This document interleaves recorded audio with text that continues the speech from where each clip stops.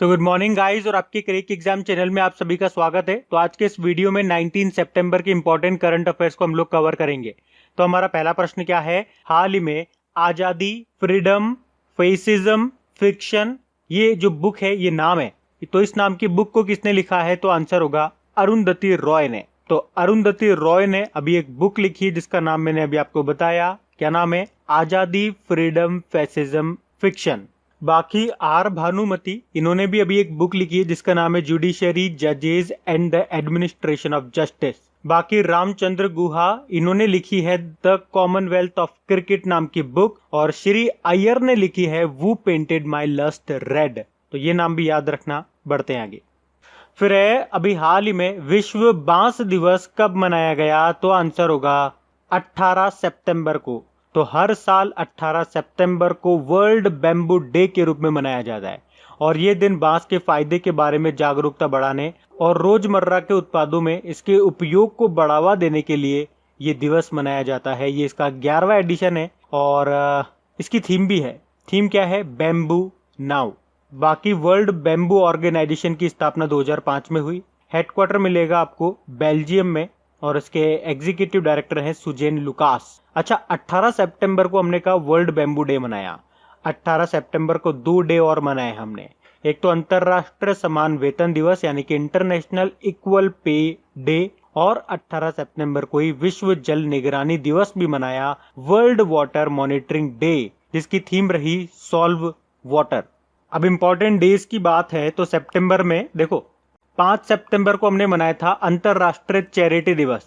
5 सितंबर को ही हमने national teacher day मनाया। फिर 7 सितंबर को पहली बार international day of clean air for blue skies के रूप में मनाया।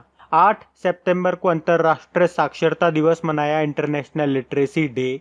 10 सितंबर को वर्ल्ड सुसाइड प्रिवेंशन डे के रूप में मनाया, जिसकी थीम रही working together to prevent suicide. फिर 12 सितंबर को विश्व प्राथमिक उपचार दिवस के रूप में मनाया। फिर 14 सितंबर को राष्ट्रीय हिंदी दिवस मनाया। 15 सितंबर को इंटरनेशनल डेमोक्रेसी डे, अंतरराष्ट्रीय लोकतंत्र दिवस मनाया और इंजीनियर्स डे भी हमने मनाया 15 सितंबर को। फिर 16 सितंबर को वर्ल्ड ओजोन डे के रूप में मनाया, जिसकी थीम थी ozone for life 35 years of ozone layer protection. फिर 17 सितंबर को विश्व रोगी दिवस, वर्ल्ड पेशेंट सेफ्टी डे के रूप में मनाया, जिसकी थीम थी health worker safety, a priority for patient safety. तो ये भी आपको याद रखना है। बढ़ते आगे। फिर है किस राज्य सरकार ने कुपोषित बच्चों के परिवारों को गाय देने का फैसला किया है? तो आंसर होगा उत्तर प्रदेश। तो अभी उत्तर प्रदेश सरकार ने हाल ही में घोषणा की है कि वह राज्य में कुपोषित बच्चों के परिवारों को गाय देगा। आपको पता है सितंबर को देश भर में पोषण माह के रूप में मनाया जाता है, इसीलिए इस कार्यक्रम को सितंबर में शुरू किया गया है।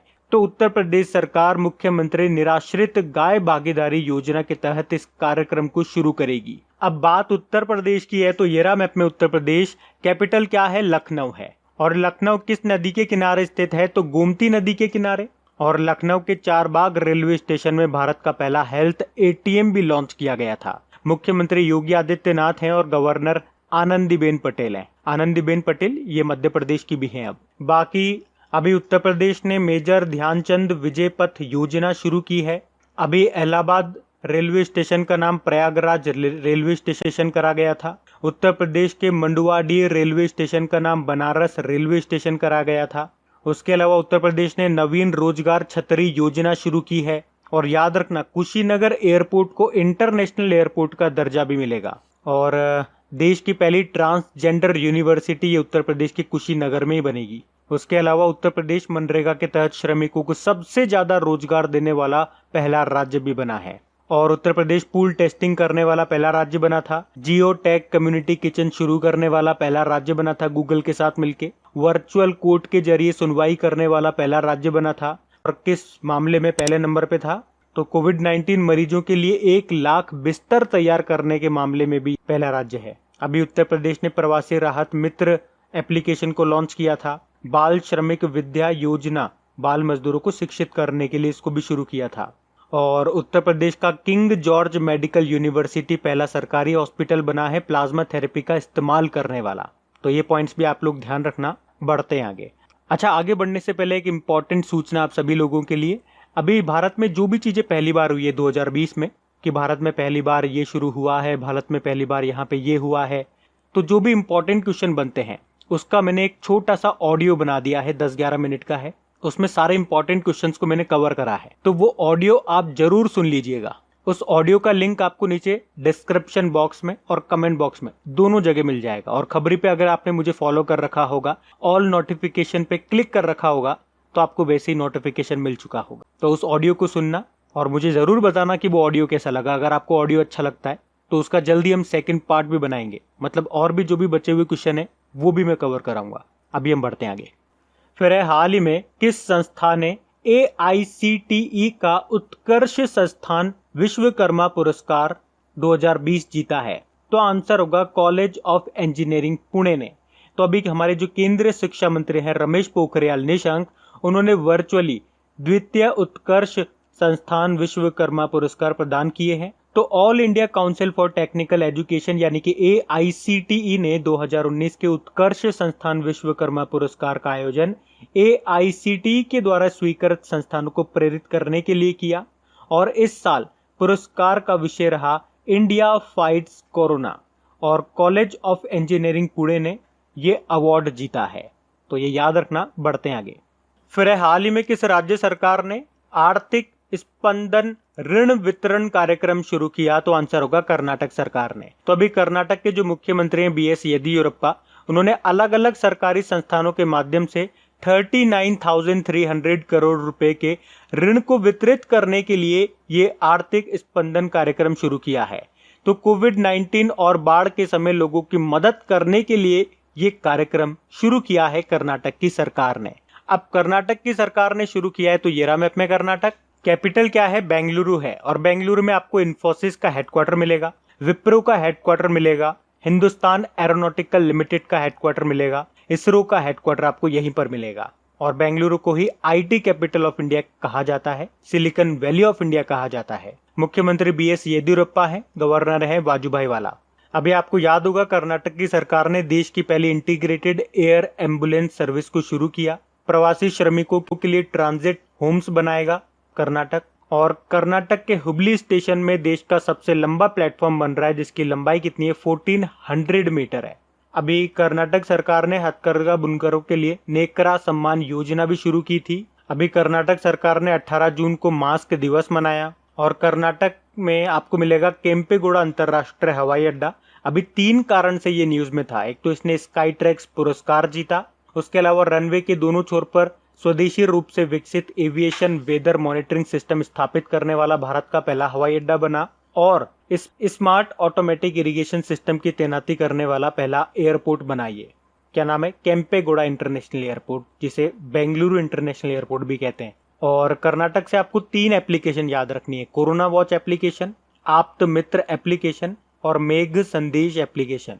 उसके अलावा कर्नाटक ने जन सेवक योजना शुरू की थी, नमस्ते ओवर हैंडशेक अभियान शुरू किया था। और कर्नाटक में आपको एक न्यूक्लियर पावर प्लांट भी मिलेगा, जिसका नाम है कायगा न्यूक्लियर पावर प्लांट। बाकी बांदीपुर नेशनल पार्क, अंशी नेशनल पार्क, बेनरघट्टा, नगरहोल, ये सारे नेशनल पार्क आपको यहीं पे मिलेंगे। बढ़ते हैं आगे। फिर अभी किस कंपनी ने भारत के लिए नए संसद भवन के निर्माण का ठेका लिया है? तो आंसर होगा टाटा प्रोजेक्ट्स लिमिटेड।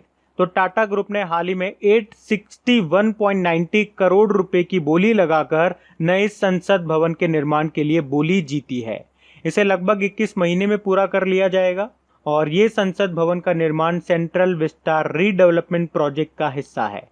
तो इस सेंट्रल विस्टा के विकास परियोजना के तहत केंद्रीय सचिवालय और एक नए त्रिकोणीय संसद भवन का निर्माण किया जाएगा। और राष्ट्रपति भवन से इंडिया गेट तक 3 किलोमीटर लंबा जो राजपथ है, उसका पुनरुद्धार वो भी किया जाएगा। और इस कार्य के लिए टाटा ने 861.90 करोड़ रुपए की बोली लगाई थी। बढ़ते हैं आगे। फिर है, हाल ही में किसने अपना घर ड्रीम्स होम लोन योजना शुरू की है? तो आंसर होगा ICICI होम फाइनेंस। तो अभी ICICI होम फाइनेंस ने दिल्ली के अनाधिकृत क्षेत्र यानी कि अनऑर्गेनाइज्ड सेक्टर के स्किल्ड लेबर, जैसे कि इलेक्ट्रिशियन हो गए, मैकेनिक हो गए, पेंटर हो गए, किराना स्टोर वाले हो गए, तो इन सभी के लिए होम लोन योजना, जिसका नाम है अपना घर ड्रीम्स, शुरू की है। मतलब इन सबको लोन दिया जाएगा। इसमें उन्हें 2 लाख रुपए से लेके 50 लाख रुपए तक का लोन दिया जाएगा ताकि वो अपना घर बना सके। बढ़ते आगे। फिर हाल ही में किस केंद्रीय मंत्री ने इस्तीफा दे दिया? तो आंसर होगा हरसिमरत कौर बादल। तो शिरोमणि अकाली दल की नेता हरसिमरत कौर बादल ये अभी तक केंद्रीय खाद्य प्रसंस्करण उद्योग मंत्री थी, पर अभी इन्होंने इस्तीफा दे दिया। क्यों दिया? तो अभी उन्होंने संसद में पेश किए गए कृषि से जुड़े 2 विधेयकों का विरोध किया और उसी के विरोध के चलते उन्होंने इस्तीफा दे दिया। और इस तरीके से ये मोदी कैबिनेट से इस्तीफा देने वाली पहली मंत्री बन गई है। इनका निर्वाचन क्षेत्र था बठिंडा। अच्छा, यहाँ से एक और पॉइंट याद रखना, इनके इस्तीफा देने के बाद जो हमारे कृषि मंत्री हैं नरेंद्र सिंह तोमर, उनको फूड एंड प्रोसेसिंग मिनिस्टर का अतिरिक्त प्रभार एडिशनल चार्जेस सौंपा गया है। ये प्रश्न भी बन सकता है कि फूड एंड प्रोसेसिंग मिनिस्टर का अतिरिक्त प्रभार एडिशनल चार्जेस किसे सौंपा गया? तो नरेंद्र सिंह तोमर को। बढ़ते आगे। फिर हाल ही में प्रधानमंत्री नरेंद्र मोदी ने किस राज्य में ऐतिहासिक कोसी रेल महासेतु यानी कि मेगा पुल को राष्ट्र को समर्पित किया, यानी कि उसका उद्घाटन किया? तो आंसर होगा बिहार। तो अभी प्रधानमंत्री नरेंद्र मोदी जी ने वीडियो कॉन्फ्रेंसिंग के जरिए ऐतिहासिक कोसी रेल महासेतु यानी कि मेगा ब्रिज को राष्ट्र को समर्पित किया है। उन्होंने बिहार के लोगों को लाभ पहुंचाने के लिए यात्री सुविधाओं से संबंधित 12 रेल परियोजनाओं का भी उद्घाटन किया है। अब बात बिहार की है तो ये रहा मैप में बिहार। कैपिटल पटना है, मुख्यमंत्री है नीतीश कुमार और गवर्नर है फागू चौहान, और पटना हाईकोर्ट के चीफ जस्टिस का नाम है संजय करोल। इसके अलावा अभी हमने पढ़ा भी था बिहार में दूसरा एम्स स्थापित किया जाएगा। ये बिहार में दूसरा होगा, पहला तो आपके पटना में है। इसके अलावा अभी बिहार की सरकार ने कोविड-19 के प्रसार की रोकथाम के लिए संजीवनी एप्लीकेशन को भी लॉन्च किया था, और बिजली गिरने की चेतावनी देने के लिए इंद्र वज्र एप्लीकेशन को भी लॉन्च किया था। उसके अलावा प्रधानमंत्री मोदी जी ने अभी जून के महीने में बिहार के खगड़िया जिले के तेलिहार गांव से गरीब कल्याण रोजगार अभियान को शुरू किया था, घर लौट रहे प्रवासी मजदूरों को रोजगार देने के लिए। बाकी बिहार के भागलपुर में खुलेगा राज्य का पहला कछुआ पुनर्वास केंद्र, और भारत का पहला एकमात्र डॉल्फिन वाइल्ड लाइफ सेंचुरी आपके बिहार में ही है, जिसका नाम है Vikramshila Gangetic dolphin wild life sanctuary. और मैंने आपको कई बार बताया, ये प्रश्न पूछा जाता है कि मधुबनी पेंटिंग ये किस राज्य में है? तो बिहार में है। अच्छा, बिहार में आपको मिलेगी वाल्मीकि नेशनल पार्क। ये एक नेशनल पार्क है, एकमात्र बिहार का नेशनल पार्क है वाल्मीकि नेशनल पार्क। बाकी 2 आप वाइल्ड लाइफ सेंचुरी यहाँ से याद रखो, कैमूर वाइल्ड लाइफ सेंचुरी और राजगिर वाइल्ड लाइफ सेंचुरी। ये कई बार एग्जाम में पूछा जा चुका है। अच्छा, बिहार दिवस कब मनाते हैं? तो 22 मार्च को मनाते हैं। 22 मार्च को और क्या डे होता है? वर्ल्ड वाटर डे भी होता है। बढ़ते हैं आगे। फिर है कौन सा देश संयुक्त राष्ट्र के द्वारा निर्धारित सतत विकास लक्ष्यों से जुड़ा एक संप्रभु बॉन्ड जारी करने वाला दुनिया का पहला देश बन गया है? तो आंसर होगा मैक्सिको। तो संयुक्त राष्ट्र यानी कि यूनाइटेड नेशन के द्वारा निर्धारित सस्टेनेबल डेवलपमेंट गोल से जुड़ा एक सॉवरेन बॉन्ड जारी करने वाला मैक्सिको दुनिया का पहला देश बन गया है। तो इस तरह के बॉन्ड्स ने 750 मिलियन यूरो जुटाए हैं, और ये बॉन्ड मैक्सिकन सरकार के लिए 3 तरीकों से मददगार साबित होगा, जैसे कि बजट पारदर्शिता को मजबूत करना यानी कि ट्रांसपेरेंट बनाना बजट को, सतत विकास कार्यक्रमों के लिए खर्च में बढ़ोतरी करना, और विकास वित्त के उद्देश्य से स्थानीय और अंतर्राष्ट्रीय पूंजी बाजारों के विकास में योगदान देना। अब बात मैक्सिको की है तो ये रहा मैप में मैक्सिको। कैपिटल मैक्सिको सिटी है, करेंसी है मैक्सिकन पीसो, और प्रेसिडेंट है एंड्रेस मैनुअल लोपेज ओब्रेडोर। बढ़ते हैं आगे। फिर है हाल ही में जारी देश के पहले इंडिया हैप्पीनेस रिपोर्ट 2020 में बड़े राज्यों में टॉप पे कौन रहा? तो आंसर होगा पंजाब। तो अभी हाल ही में भारत का पहला हैप्पीनेस इंडेक्स 2020 जारी किया गया, जिसमें बड़े राज्यों में बात करेंगे तो पंजाब टॉप पे, सेकंड पे गुजरात और थर्ड पे रहा तेलंगाना। वहीं छोटे राज्यों में बात करेंगे तो टॉप पे मिजोरम रहा, सेकंड पे सिक्किम और फिर रहा अरुणाचल प्रदेश। और यूनियन टेरिटरीज केंद्र शासित प्रदेशों की बात करेंगे तो अंडमान निकोबार रहा टॉप पे, फिर पुडुचेरी और फिर लक्षद्वीप रहा। जबकि महाराष्ट्र, दिल्ली और हरियाणा में खुशहाली पर कोविड-19 का सबसे बुरा प्रभाव देखा गया, और मणिपुर, अंडमान निकोबार द्वीप समूह और लक्षद्वीप में खुशहाली पर कोविड-19 का सबसे कम प्रभाव देखा गया। और ये रिपोर्ट प्रोफेसर राजेश के पिलानिया ने मार्च से जुलाई 2020 के दौरान 16,950 लोगों के साथ किए गए सर्वेक्षण पर आधारित है। बढ़ते हैं आगे। फिर है हाल ही में मोबीक्विक के नए को फाउंडर एंड सीईओ के रूप में किसे नामित किया गया? तो आंसर होगा चंदन जोशी को।